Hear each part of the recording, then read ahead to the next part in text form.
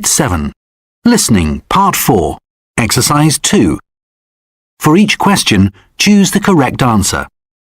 You will hear an interview with a woman called Olivia talking about her experience of travelling through a snowstorm with her friend Grace. Today I'm talking to Olivia Richardson, who was with a friend on a skiing holiday in central Italy when over 2 meters of snow fell in 24 hours. Where were you, Olivia, when that happened? Grace and I were near Capricotta in the mountains.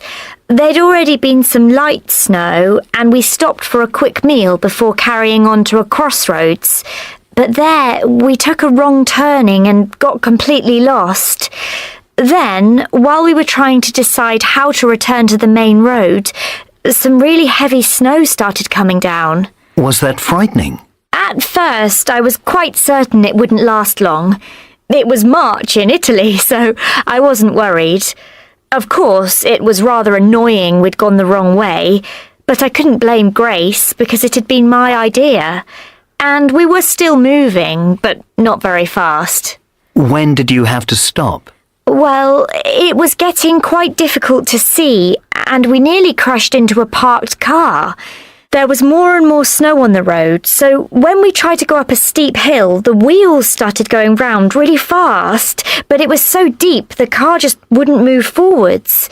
It looked as if we'd be stuck there, but we didn't have much petrol left, so we switched off the engine.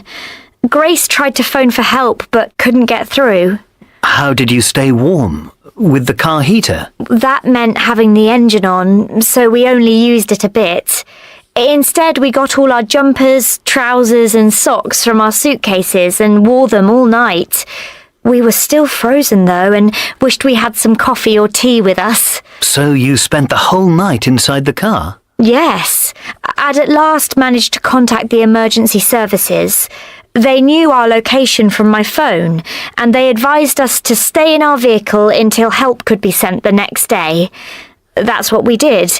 But by then, the snow was starting to cover the car completely, so we cleared a space next to the doors in case we needed to get out. How did you get moving again? The rescue vehicles didn't get there until the afternoon. They'd called to ask if we needed an ambulance, and luckily we didn't, so they just cleared the snow and led us along the road to the nearest village.